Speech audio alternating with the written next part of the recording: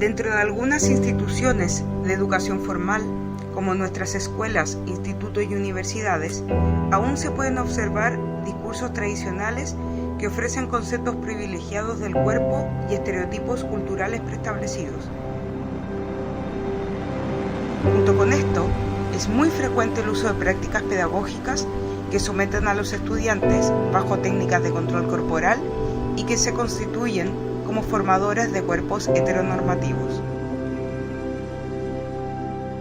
A lo largo de mi experiencia educativa, tanto como estudiante como profesora, he visto cómo la pedagogía ha ido permaneciendo como técnica de control corporal dentro de la educación formal, con la finalidad de construir cuerpos normativos a través de diversas prácticas comúnmente aceptadas y naturalizadas. Prácticas que revelan una clara intervención sobre los cuerpos, no solo de sus estudiantes, sino de todos los agentes que conforman el proceso educativo. ¿Pero nuestros estudiantes realmente lo están viviendo así? Aparentemente, cuando hablamos de los estudiantes en la educación, los posicionamos desde la sumisión o la pasividad, no como cuerpos que se resisten, sino como objetos de imposición, docilización y anulación frente a estas técnicas de control. Sin embargo, si bien no podemos negar que todavía estas prácticas están más presentes de lo que quisiéramos, al mismo tiempo, estos cuerpos también actúan como espacios de resistencia y contestación, sin olvidar que muchos de ellos deciden mantenerse en su zona de confort o cohabitar en terrenos de resistencias continuas a través de diversos ritos, produciendo fracturas frente a lo cotidiano, a la rutina y sobre todo restaurando los vínculos sociales preexistentes.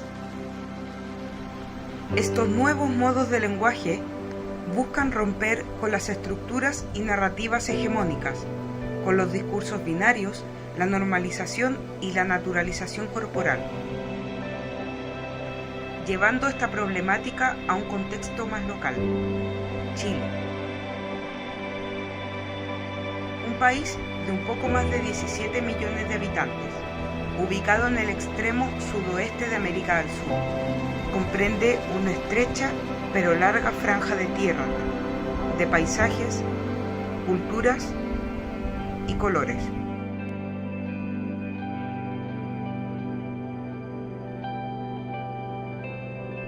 Actualmente se encuentra implantado por un sistema educativo que se caracteriza por ser segregador y que sigue una lógica mercantil, marcada por un excesivo lucro en la educación.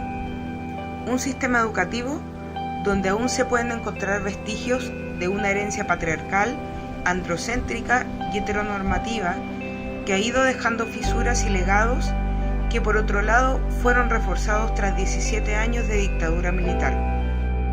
Estos antecedentes han marcado de muchas maneras nuestra educación, como por ejemplo, por un lado, aún se están ofreciendo estereotipos culturales y concepciones privilegiadas del cuerpo, que no todas y todos los estudiantes logran alcanzar o materializar, dejando consecuencias insospechadas y un profundo sentimiento de frustración. Junto con esto, se sigue insistiendo en el uso de diversas prácticas pedagógicas de control corporal, que someten a los cuerpos de los estudiantes desde los hábitos y la normalización. Y finalmente, la presencia y el estudio del cuerpo aún aparecen muy relegados dentro de los discursos y currículos educativos oficiales que gobiernan nuestras instituciones educativas. ¿Pero esto tiene que seguir siendo así? Desde estos territorios, como profesora de artes, me nace la necesidad de repensar la educación en base a las nuevas necesidades de los estudiantes como cuerpos que están en acción, que se resisten y que construyen conocimientos frente a los relatos hegemónicos de la educación.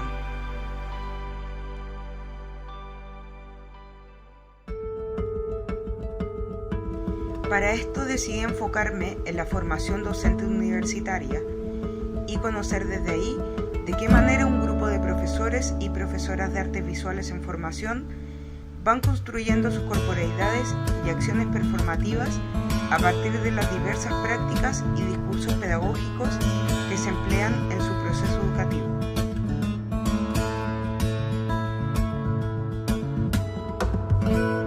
Para llevar a cabo una investigación así, decidí utilizar una metodología que pusiera el énfasis en la experiencia y en los relatos de los sujetos, a través de un estudio colectivo de casos dentro de una universidad pública y estatal en Santiago de Chile.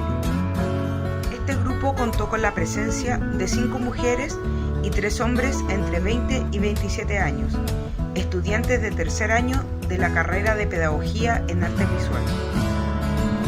Entré a la universidad y los acompañé en su formación durante 6 meses seguidos e ininterrumpidos, para poder descubrir a través de nuestros encuentros y el compartir experiencias, la profundidad y la complejidad de las estructuras y relaciones que están construyendo a nivel corporal y social. Siempre me acomoda las situaciones, me molesten o no. Y creo que eso podría ayudarme al momento de desarrollar mi proyecto corporal, de plasmarlo tal vez en la manera en que yo me muevo. Me cuesta en ocasiones salirme de la estructura que hay en una sala de clases, pero tal vez si la cambiáramos como está acá, me siento mucho más cómoda y no me cuesta adaptarme, pero me cuesta a mí originar ese cambio. Un cuerpo sin fin, como cíclico, que tiene como raíz o ramificación. Como el cuerpo que constantemente se está construyendo, está bien, está mal, trata de estar siempre en equilibrio, lucha con ese equilibrio. El tema de los elementos de los que estamos conformados, el agua, aire, tierra y fuego. Durante la recogida de datos, utilicé diversos métodos como el diario de campo, observaciones directas, entrevistas de desarrollo, focus group y recogida de documentación. Todas ellas se enfocaron en rescatar las subjetividades y en prestar atención a las construcciones singulares de cada estudiante.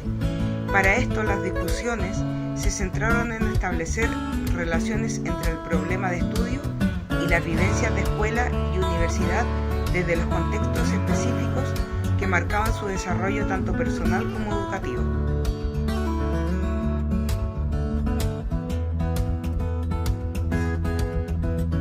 El sistema educativo tradicional ha buscado encajar a los estudiantes en un molde ignorando sus historias y experiencias personales, basándose en la universalidad y naturalización de los procesos de construcción de conocimiento y comprensión de la realidad.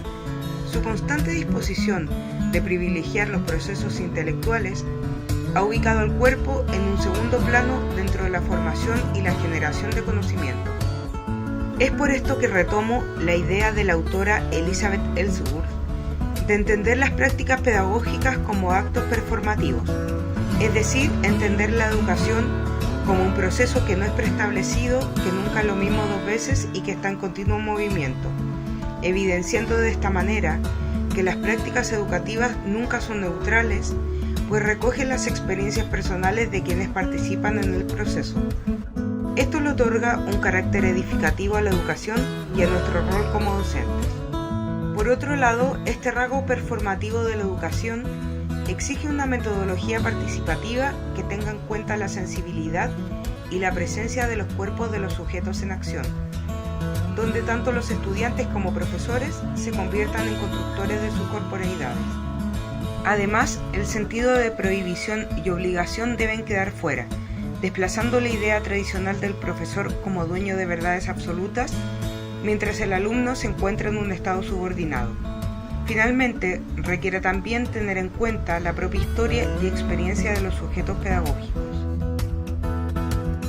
Es justamente desde estos otros modos de aproximarse a la realidad, al conocimiento y al cuerpo como construcciones sociales, desde donde podemos visibilizar el funcionamiento de los mecanismos de poder en la educación, redefinir el rol de la subjetividad y la experiencia en el proceso educativo y pensar nuestras prácticas pedagógicas como modos de generar resistencias frente a las narrativas hegemónicas y a las prácticas dominantes. En definitiva, se hace necesario contar otras historias que muestran cómo la educación puede ser llevada a cabo desde otros valores y con otra finalidad, y cómo los docentes pueden ejercer su papel desde otras posiciones y escenarios que no pasen por el adiestramiento y la repetición.